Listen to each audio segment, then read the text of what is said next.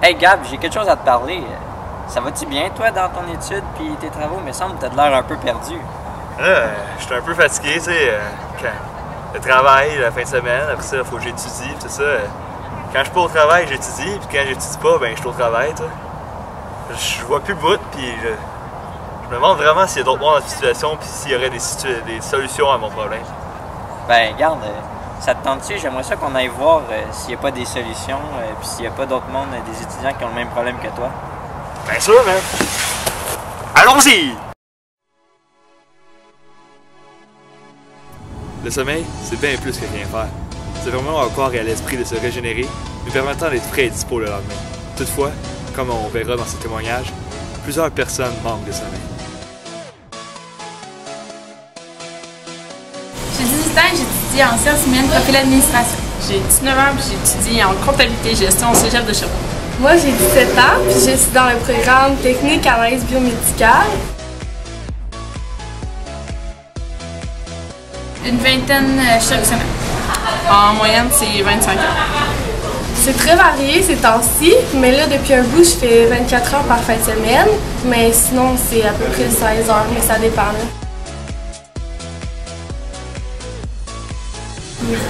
Vraiment très souvent. Des fois, là, c'est sûr que ça paraît là, quand tu travailles gros.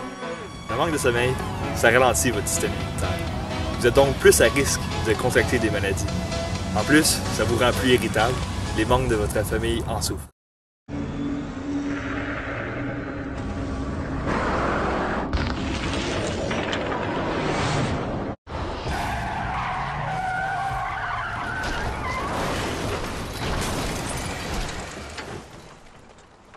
Il a été prouvé scientifiquement qu'une nuit blanche affecte plus les réflexes de la conduite qu'une alcoolémie qui dépasse le 0.08. Comme nous l'avons vu dans la simulation, cela peut avoir des résultats désastreux. Mais ne vous en faites pas, tout n'est pas perdu. Vous savez, cette dette de sommeil peut être remboursée.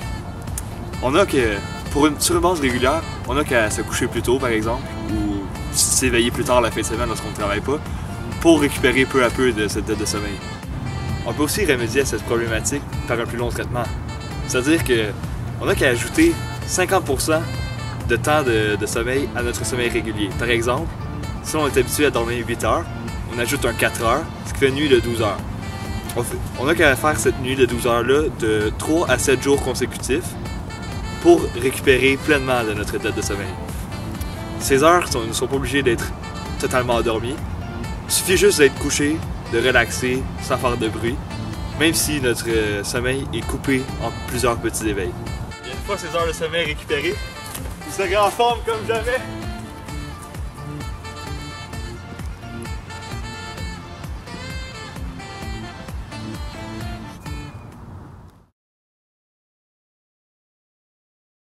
Manger de façon régulière, c'est important. On recommande de manger de 3 à 4 repas par jour. Toutefois, les étudiants, dans leur travail, on a tout le temps le temps de soit se faire un lunch, de se faire manger, ou on n'a simplement pas le temps de manger dans le travail et sauter des repas. Toutefois, c'est important de ne pas sauter des repas parce qu'on sait que ça envoie un signal de pénurie au cerveau. Puis le cerveau a tendance à vouloir stocker au prochain repas de l'énergie, de la masse, pour pouvoir survivre dans le fond. Donc, on est au maxi, on va vous montrer quelques petits trucs pour vous faire des repas sur le pouce, santé, pour vous amener dans le beau lunch au travail. Suivez-moi. C'est facile à se mettre dans un lunch, des crudités. Tu prends des petites carottes ici. Tu prends des sandwichs, de la laitue, de la salade, c'est tout le temps agréable. Des fois, c'est tout le temps facile à amener dans un lunch. Bonne collation.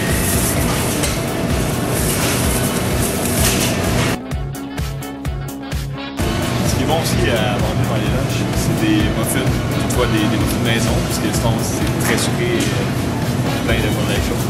Fait qu'on peut se prendre des bonnes bananes. Si tu fais des muffins de bananes avec des boules de chocolat, excellent.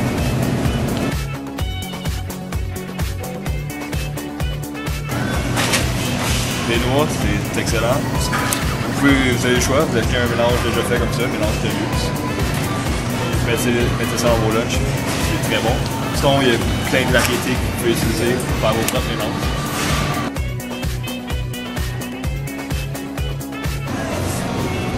Tant qu'à faire des sandwichs, c'est bien de prendre du bon pain.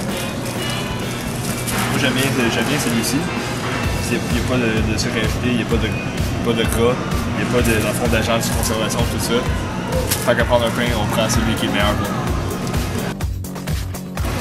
Bien entendu, on évite la section des petits gâteaux.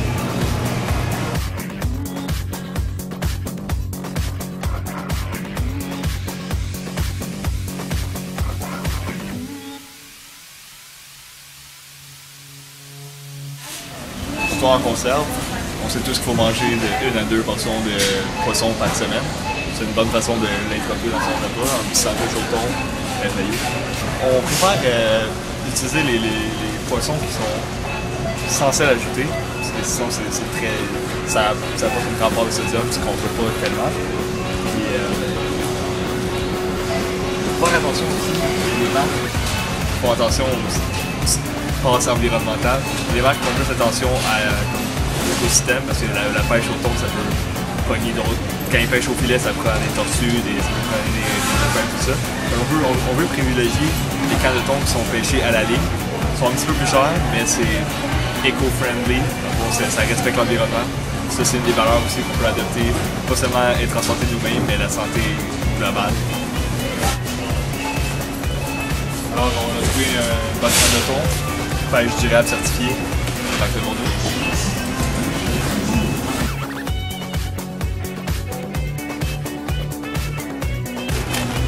Le riz aussi, c'est très bon pour la santé. Depuis, on peut faire cuire en début de semaine, de congeler puis décongeler, se faire une salade avec ou simplement un accompagnement avec un autre repas. Très bon.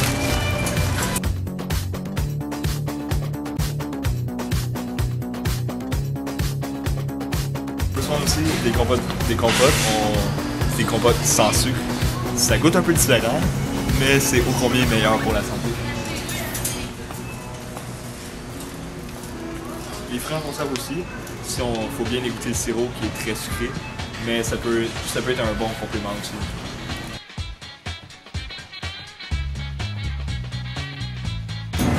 Du fromage, bonne source de protéines.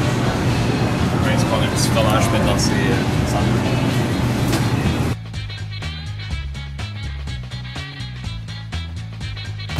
Des œufs, on peut se faire des œufs cuits, on peut se faire des sandwichs aux œufs.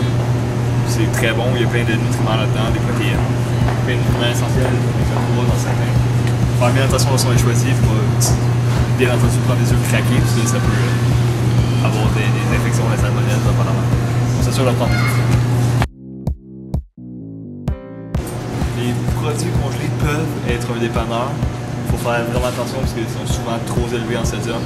Donc si on veut en prendre, vérifier dans le fond leur teneur en sodium, vraiment en cas de dépannage.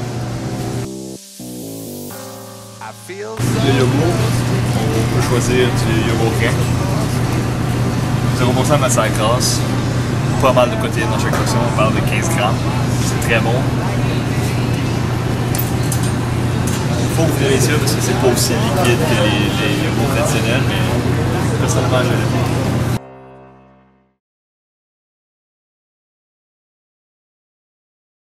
En début de session, on fait tous la même erreur. Un moment donné, on a un devoir qu'on se fait donner par un professeur, puis on le note pas. On se dit « Ah, ça sert à rien de sortir mon agenda pour prendre en note ce devoir-là, je vais m'en rappeler, c'est juste 5 numéros. » Plus tard dans la session, on fait toujours la même chose, et un matin, on arrive, on n'a pas fait le devoir, on l'a pas pris en note, on a oublié, puis on perd 5%. Ça sert à quoi de se pénaliser de 5% pour 30 secondes qu'on n'a pas pris pour sortir notre agenda de notre salle? C'est la question qu'il faut se poser. Planifier son temps, c'est pas juste une question de rien oublier. Ça nous aide à prévoir la situation et ça nous donne confiance en soi.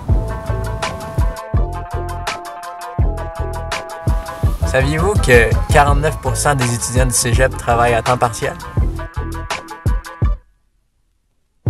Après 14 ans, on a les jeunes du secondaire 4, 5, on a les jeunes du cégep, de l'université et la plupart du temps, les personnes qui sont au retour aux études. La moyenne d'heures travaillées est de 16 heures par semaine. Ces jeunes travaillent pour se payer leurs études, se payer un auto, se payer leur loyer ou encore investir dans un projet à long terme, un voyage, etc.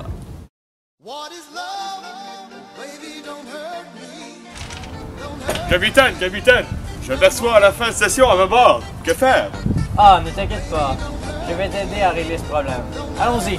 Allons-y! Premièrement, il est très important de ne pas étudier en gros blocs de 6 heures. Il faut favoriser les petits blocs de 1 heure ou une demi-heure, mais plusieurs jours avant ton examen. Par exemple, chaque soir, avant de t'endormir, tu peux relire les notes de la veille pour rester à jour dans ton apprentissage. De plus, tu peux aussi faire tes numéros pour prévoir les questions que le professeur va répondre en classe le lendemain. Sacre bleu! Cette neige était soudaine, Moussaillon! Bon, revenons à nos moutons. Lorsqu'on étudie, il faut diminuer le plus possible les distractions, comme l'Internet, la télévision ou le téléphone. De plus, il faut prévoir son temps. La fin de semaine, si l'on travaille, on ne doit pas prévoir d'étudier.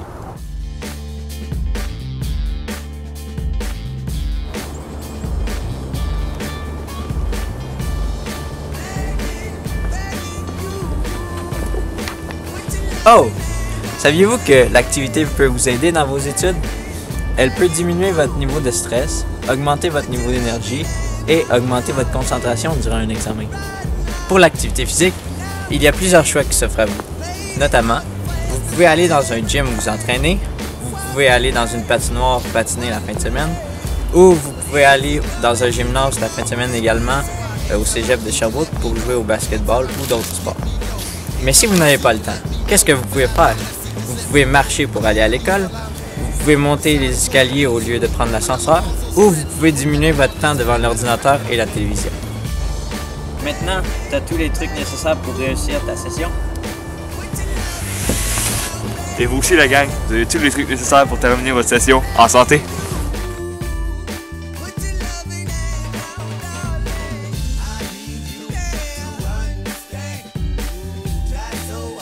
C'est vraiment une bonne expérience pour apprendre à bien gérer son temps.